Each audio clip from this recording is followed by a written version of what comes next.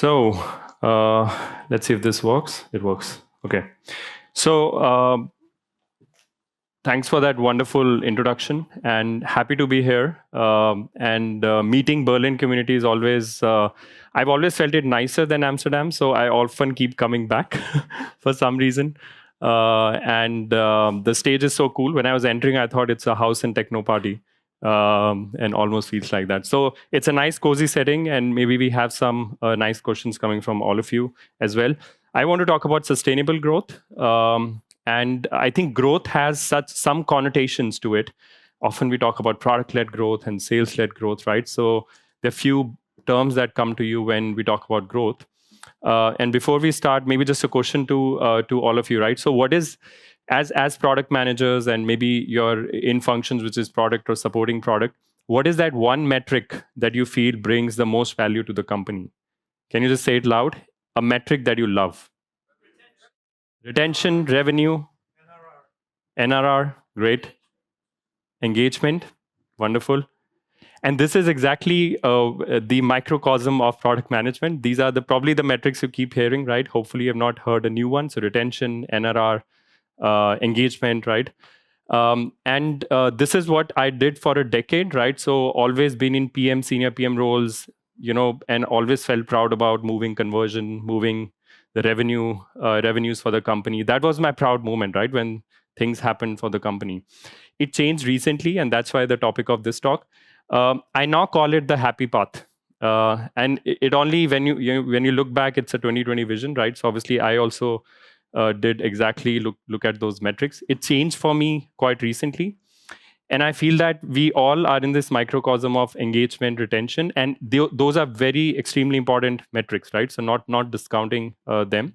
But you know that what moves all of us, and in the introduction of Victoria, she mentioned about layoffs. I think that's a very important topic of today, of these times, and of a few months that are coming in the future. And that's why one of the things that makes me thinking is, why does profitability not enter PM's playbooks, right? So I'm talking about product management, all sizes, and you're an enterprise, you're in startup. You're often not thinking about profitability, and that's what I want to talk about today. I think product managers have a very strange relationship with profit. Yeah, sometimes it's a bit negative. It's profit is not everything, and sometimes it is the only thing, depending on your role. But I call it a strange relationship, because the more people I talk to, either they have not much to say about profit, or they just don't know how profits are done in the company. They have never seen any of those income statements. So it's a bit of a topic that is difficult to address. That's what I've learned over the last decade. I call it the reality check for myself, and that's the message I want to bring to you. And there's a nice story to it. So me and my wife, we often used to love ordering these 5-minute or 10-minute delivery services in Amsterdam. And groceries run out, the weather is not good, which is often the case in Amsterdam. So we order a few things, and we loved it. And then the company shut down. Yeah, without taking the name, I think there are few quick delivery companies that did shut down. Another one came, and we started ordering from that. That one also shut down. We loved the product. The product is the whole end-to-end management of picking up, storing inventory, picking it up, delivering. The product is good, amazing. Somehow these businesses were closing down, right? I call it the great product and a broken business symptom. And I hope you have seen this a lot around you. You loved the product, you wonder, why did the company shut down, right? On the other hand, we also order something called a fresh farm produce. It only comes Saturdays, once a week. That company is doing great, and we have to wait for it for 1 week before the delivery comes. So it tells you something about creating businesses, and sustainable businesses is not always about customer delight. Yeah, it's also about building a business at the end of the day. And you can, and I think a lot of product management has just been too much about customer delight in my experience, and hope that rings a bit of yeah. And I want to talk about my journey, because I've lived through these ups and downs of my relationship with profitability. So when I was with a company called Gojek in Southeast Asia, competitor to Uber and Grab, we were looking for an IPO locally. And IPO, top line is important, valuation is a key. So everything was about top line growth, MAUs, monthly active users, daily active users. All of that was something that I used to feel proud about. And it was about expansion and not so much about efficiency, right? So I thought this is product management, right? The cool growth guy and who brings users, and there's a small tweak you do in your customer journey, and then you get more users or you run experiments. So this was all product management to me back then. I moved to Booking.com. I thought great experimentation platform. You know how good the infrastructure is. You could run experiments. And there was another Booking.com speaker, right? Talked about it. And I think what Booking.com has done is great, but I was only learning about conversion all the time. So how would my small feature in a small button in the vast Booking.com environment could change things? And it was, I would not know what led to true value for the company, like what was my contribution in terms of the bottom line. It changed for me when I not recently, but 3 years back, I moved to Rivety. It's a bit more B2B, unlike Booking.com and Gojek, which is much more direct to consumer. And if you've not heard of Rivety, I think in Berlin transportation, if you've used anything, it's all Rivety payments. But we are a bit more B2B, so not a big customer-facing brand. And I got a P&L ownership as a product leader. And I told the company, hey, I've never handled a P&L. Are you sure you want me? And they said, we actually just want someone like you, but who can drive P&L decisions for us, because the previous P&L decisions were, let's say, taken by another kind of profile, and they were looking for a product leader. I said, okay, let's give it a shot. Either I learn something new, or I might not be there with the company for long, but I did survive 3 years. And that's why I'm here today to share what I learned. It was a lot about less about launching new products or sustaining products or growing the existing products. It became a lot about pricing, which I thought, I never done pricing for my own products. That was always like some guy, sales, commercials was doing it. It was about killing products. So there were few products not working out for some clients. Client level profitability was not good. So also had to shut down some products. It was also about managing costs. Below revenue, I've not looked at a P&L ever. And cutting costs means that now you're looking at parts of the organization on which you do not have a direct influence or direct authority, but you are responsible for what happens in the organization. And the honest truth about a lot of hard decisions in companies, layoffs being one of them, and I'm not vouching for something, but they all come from a P&L decision, right? So what is the value you are able to give back to the society? You could also argue profitability is a argument to deliver value to society, right? Because you're creating value as a company, you're providing customer delight, but you're also in the end able to build a company that sustains, right? You make people happy, customers happy, employees happy, and that's a good profitable company. So that's what I learned. And I think during these years, and this is actually a career trajectory. So the three companies I showed you, probably I started 2018. Today we are in 2025, and I wondered what changed when I moved from Booking to Rivety. I don't know if you relate to it, but in last 2-3 years, the focus has moved a little bit on business viability as well. In the Marty Kagan world, it's about value and viability, right? That viability word is now stronger than ever. That's how I feel about today's product management. So if you're feeling a little bit about the job market is getting harder or AI is coming in, it's all because there are certain macroeconomics at play as well, and there are things that have happened that you might not relate to directly. So, but if I look at a macro picture, what happened and changed is that around COVID, there was a big job boom, especially in the tech world, right? So for software developers, for PMs, that was the time when a lot of companies were hiring because money was cheap. In the end, that's a big part of the income statement for companies, right? What's your cost of borrowing money and how much you spend, and that's basically the interest margin. So during COVID, a lot of companies hired. The interest costs went high. Money was no more cheap. And then the company started looking at how to optimize. And I think a couple of years back, this whole movement of efficiency, resilience, even companies like Meta and Google made resilience and efficiency as the theme of the year in 2024. So things started changing because money was no more cheap. And it also, if it doesn't only affect the big companies, even exactly the same trend happened for how much money came into the early stage companies, and you can actually see, and this is for Europe, how money also dried down as the cost of the funds also went up. So, uh, so what is the message here? As a product manager, if you feel a bit different about last few years and about what AI is going to do, you're not alone. It's also because of the macroeconomics that are getting played right now. AI is about value creation, but also it is about cost saving, right?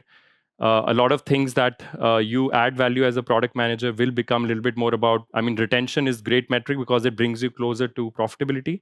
Customer lifetime value is a great metric because it brings you closer to the profitability aspect. So you might want to start thinking differently.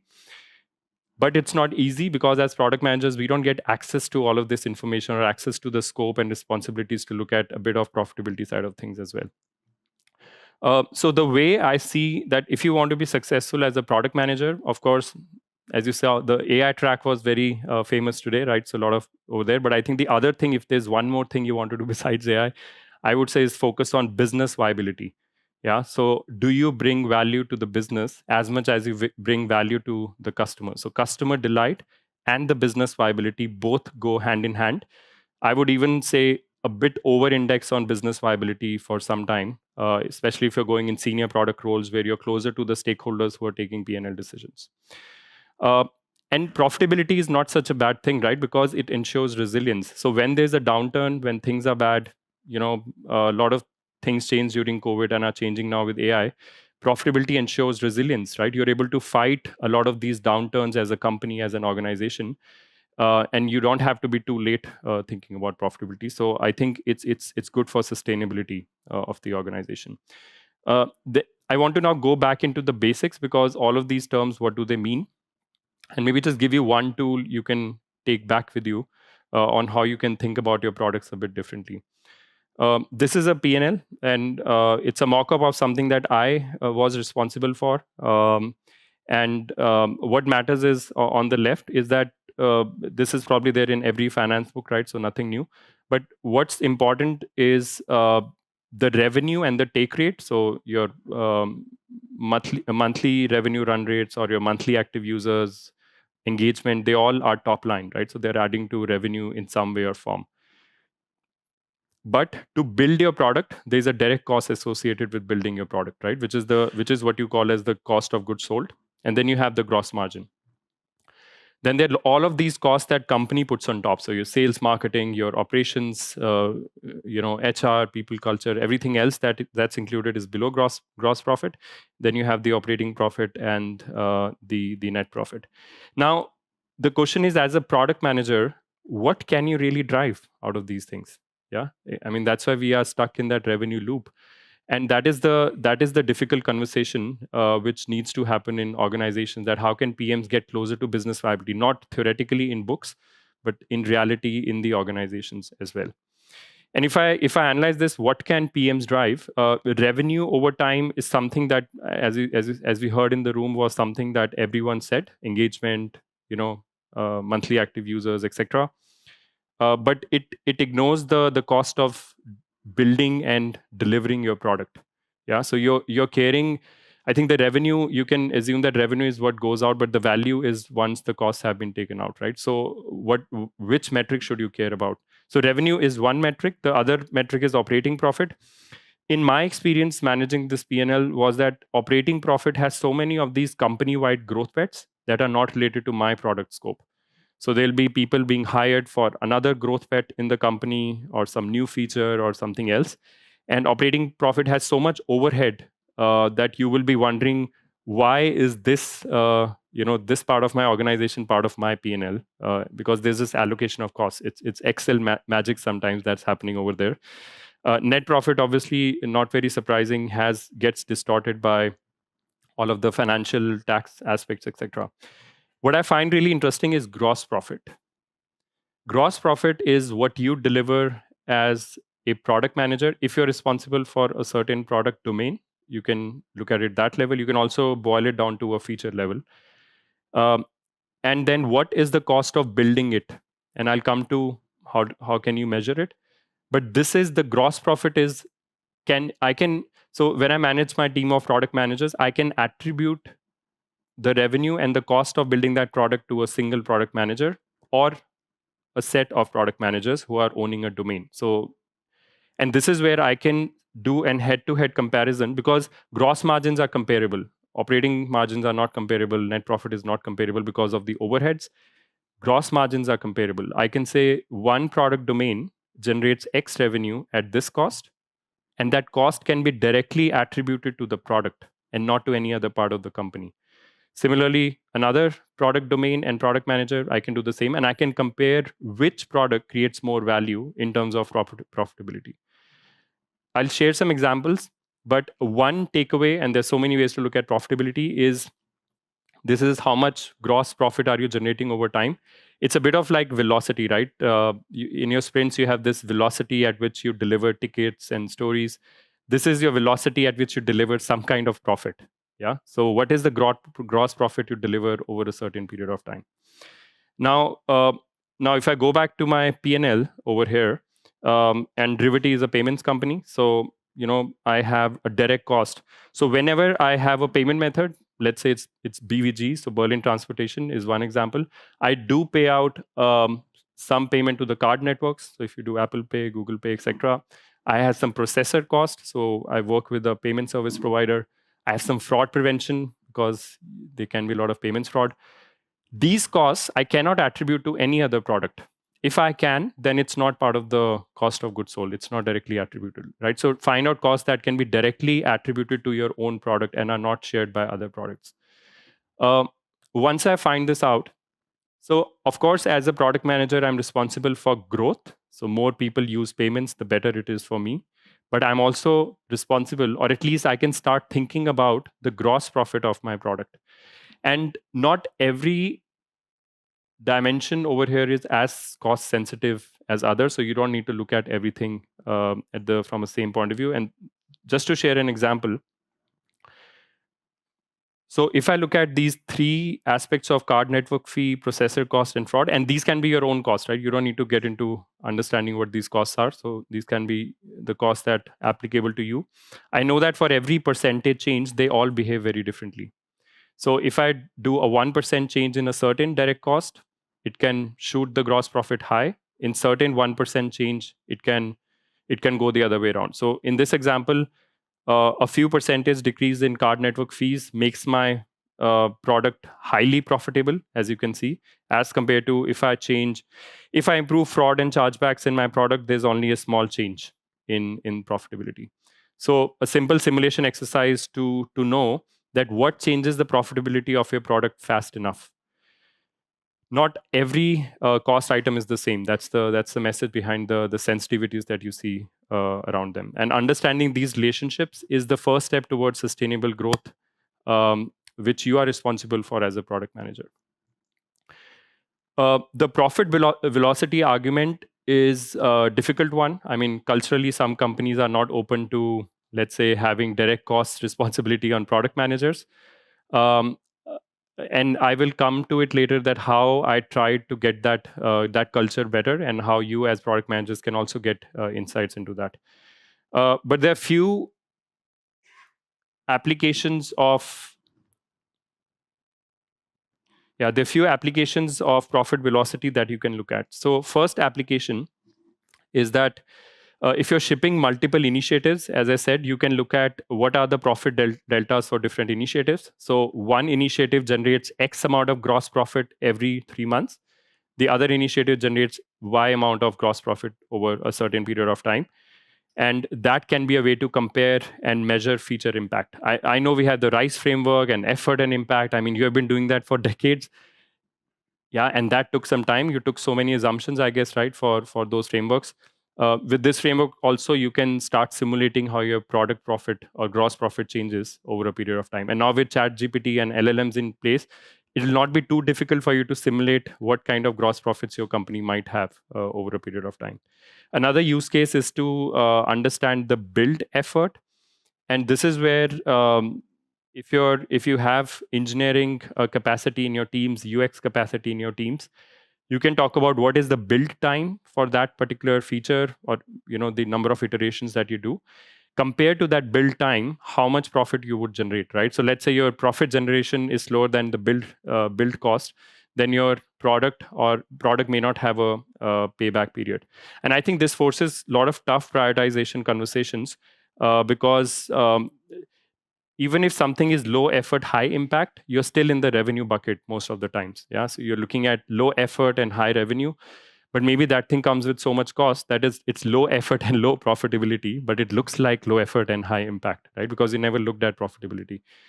The other thing which I personally like is the payback period, right? So how much time did you take to build it and what was the build cost? And if you divide that to profit velocity, you actually find out how many gross profits you need to generate to make up for the cost of the product. So let's say you spend 100,000 euros over a period of 3 months, and the profit that you generate is 50,000 per month. So it will take you 4 months for your payback period of your product and feature, right?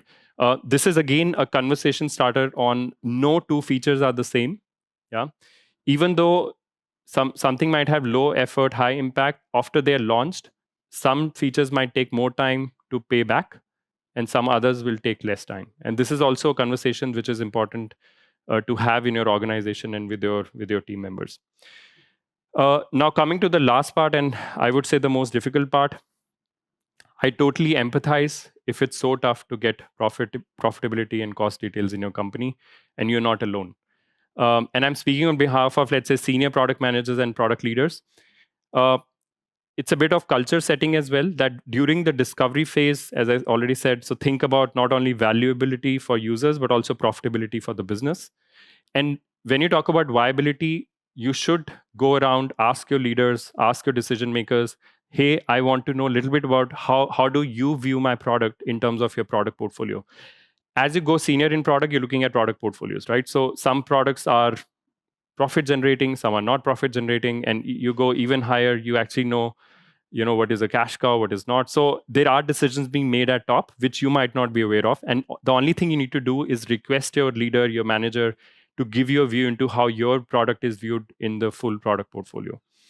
um, the other thing that I recommend is read company statements if it's possible, right? So when I was at booking.com, I could, obviously it's a public company, I used to read booking.com's income statements to see that how much to build this accommodations business, because I was also always looking at conversion. I also started looking at how much of direct costs are going in, how much of what is driving booking.com's profitability, what is not. And actually these are all amazing things that help me today. At that time nobody, I guess, cared about it because I was not obviously responsible for that. But today I can understand, if I'm building a product, this is the amount of engineering resources I have, this is company's profitability, then I at least need to deliver this minimum gross profit to the organization. So the message here is, do not be surprised if you feel that the macroeconomics are a bit tough. It is, at the end, profitability is what drives companies. I mean, there's responsibility to the society, and there's responsibility to everyone else who supports the company, investors, shareholders, etc. And start thinking about profitability along with everything that you do around AI. Start thinking about business viability in your product management career as well. And that's what I wanted to bring today. Thank you.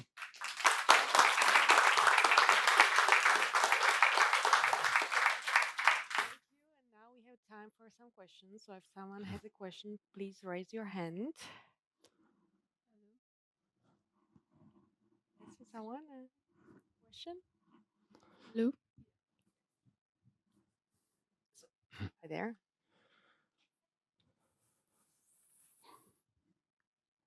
Thank you for the talk. Kind of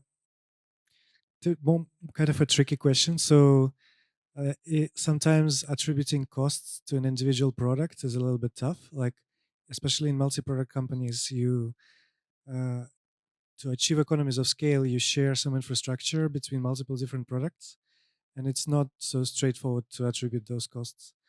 How do you go about? What is your thought process around this? Yeah. And for me, that has been an issue in my D2C company experience as well, where the cost for delivering the direct to consumer products was spread around. And I think and that's the end of my time. So um, I think you need good partners in the organization. So for me, it was not my product leader. They were my finance and accounting counterparts that would help me out with my questions. I would ask them that, given this is my team and this is the product that I have, which is part of a bigger cost bucket, and you cannot allocate it. How do you show my product and my product team on your FP&A visuals? And my finance counterpart would tell me that, Bandan, your product is part of a bigger cluster of products, so we cannot do that. But I can show you profitability for, let's say, some kind of a payments product portfolio. And then to be honest, then it gets a bit difficult because allocations are subject to, it is subjective. So you can fight, hey, you have X revenue, I have Y revenue, why my costs are certain way, or you can allocate it by number of users, by revenue, by others. So it's a tough discussion, and that is where the product leader then helps me understand that we can look at profitability for the portfolio, but not your specific product. That could be a conclusion, but I mean, it's a tricky question, as you said.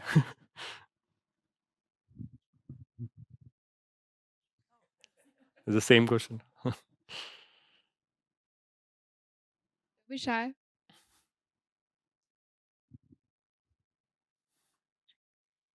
So, I would like to understand your point of view for this topic. Many times we see in organization, when we talk about either product owners or product managers, some of them are super product focused, which are really focusing on how the product delivers. Some of them are super metric driven. There are very, I mean, this is not very common that you always find the product managers who are always balanced or good combination of both. Those you would call as like a unicorn, in each organization. If you can have every product manager who's that, what would you recommend people who aspire to go in that direction to develop as a skill set? Of course, start looking into it. Would you recommend how to make that move? I mean, it's always difficult to make that first move. Where would you like? How would you recommend where to start? Hmm. And, Start small, probably. and just to get your question, so you mean, so a lot of PMs are currently too much focused on the customer delight part, and how do you Yeah, balance it with the exactly. business Yeah. viability? Yeah. I think at the end of the day, you are part of a team and an organization, and everyone has a role cut out, right, for them. And sometimes it's also difficult to move out of your customer delight metrics and into profitability. um, I think it depends on your ambition, and it's a quote that I read somewhere that, already start acting like your next role. And this is where I feel that when you are a product manager doing something, maybe you're doing that well, but what is it that you want to become tomorrow? You want to be a product leader in that organization, or you want to, I don't know, move into a general management role or a P&L responsibility, whatever it is. Start doing today what you want to become tomorrow. And I think I like if PMs have certain strengths. I mean, sometimes some are very metric driven and, experimentation, everything. Some are about visuals and customer empathy, so they're all kinds of PMs, and they bring their strengths. But I would say, rather than a one generic answer, I would say, for an individual, where do they want to grow in the future? If I want to grow in my current organization, look at what my product leaders are doing well. Are they great at, you know customer delight? Are they great at finding out every single detail of the product and what's exciting customers are not? If that is the culture of your company, then choose that path. And if your ambition is to grow in the same company, because otherwise, if you see that your leaders are, business unit leaders who are P&L responsible, because not all product people have a CPO, right? Sometimes you're reporting into a commercial officer, or I don't know, a CTO. So what does your leader value? And if you want to grow in that company, I would make it a bit more subjective to that, rather than everyone being balanced. So that's just my point of view. Yeah.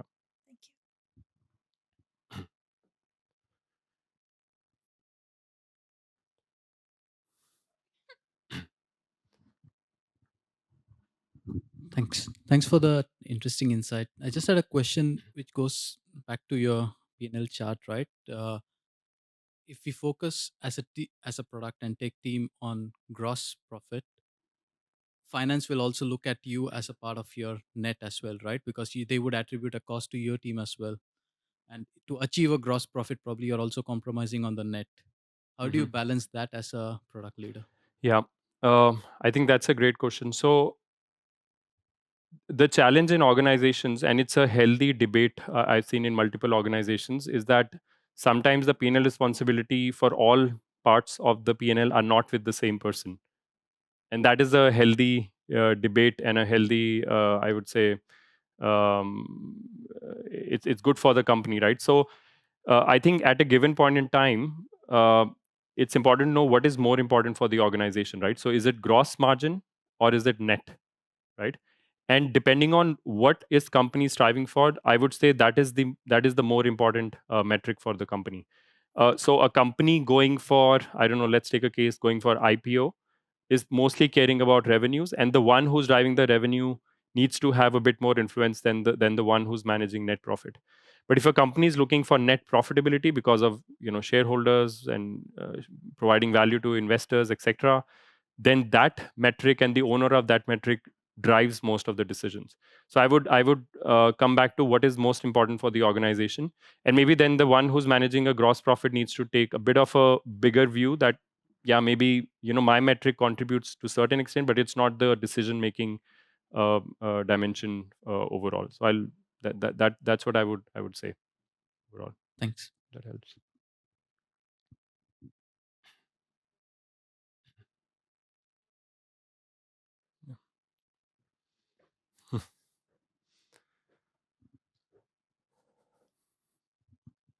Thanks for the talk. For someone starting out doing this calculation on gross profit, for cost of goods sold, what interesting or surprising additions do you include in there that would be interesting for us to hear about beyond maybe some of the basic elements of costs of goods sold?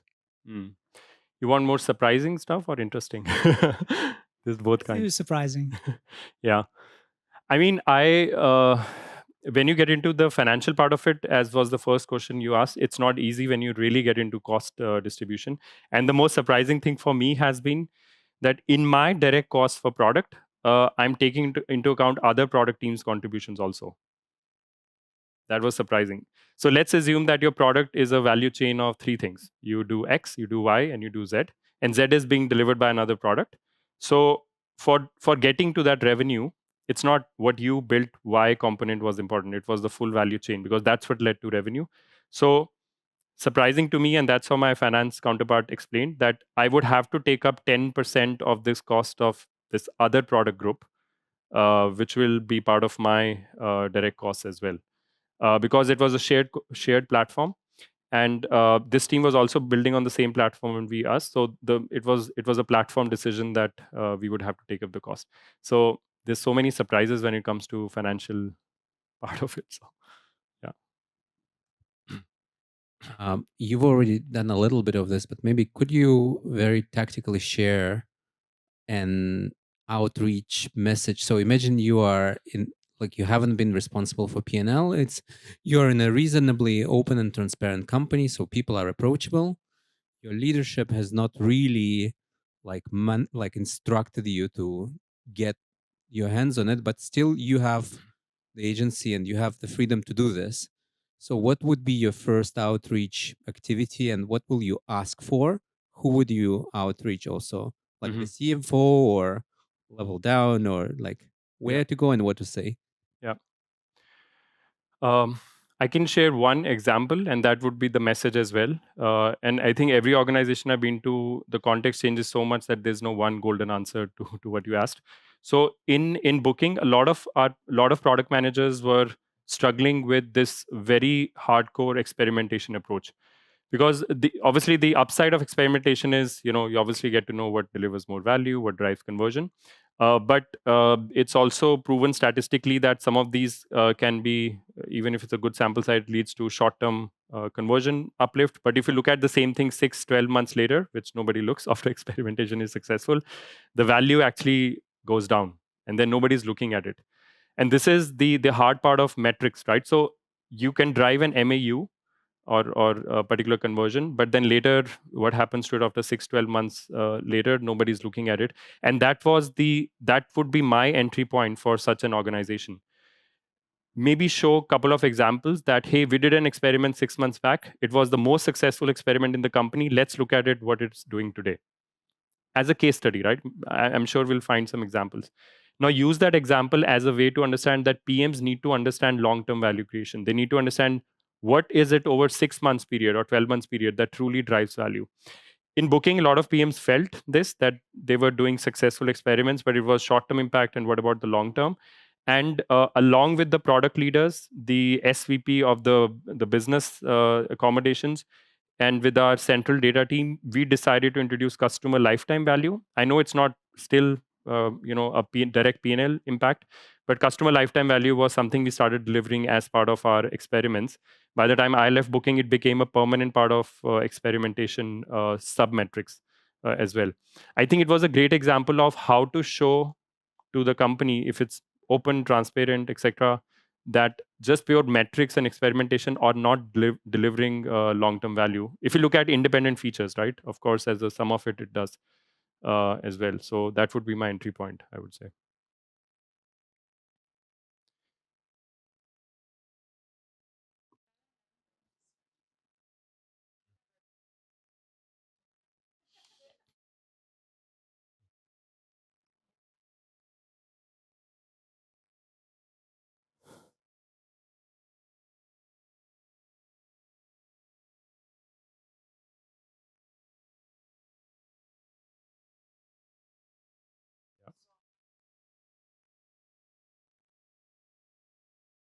Yeah. I mean, today, if you look at Gojek, and it's true for a lot of companies that did IPOs recently, now they're all looking for profitability. Yeah, they all said the story that we'll have enough scale that will one day become profitable, and that was the story for Gojek as well. I was in the organization when we were planning for IPO, but I was not in the organization when it was time to make it profitable. So I would say, looking back, if I had to do things differently, I would have at least looked at just the cost of acquiring those users. I think that was one thing I always saw, that why we were not looking at it more, is that we are acquiring users. We don't know at what cost we are acquiring users. I mean, you have given me this team, you have given me these engineering resources and UX. I work with them and I deliver it, and I get some monthly active users. But I would rather say that can we look at the cost of acquiring those users, that at least at a user level, I know the unit economics. Yeah, I mean, even if it's not P&L. And cost of acquiring users, depending if it's a marketing led company, I think it's a metric that you can find out. Marketing often does that. If it's a product led company, then cost of acquiring users is not so clear because it's spread across the full product base. But this is one thing I guess I would do differently at Gojek if I was looking at the profitability aspects. Yeah. Yeah.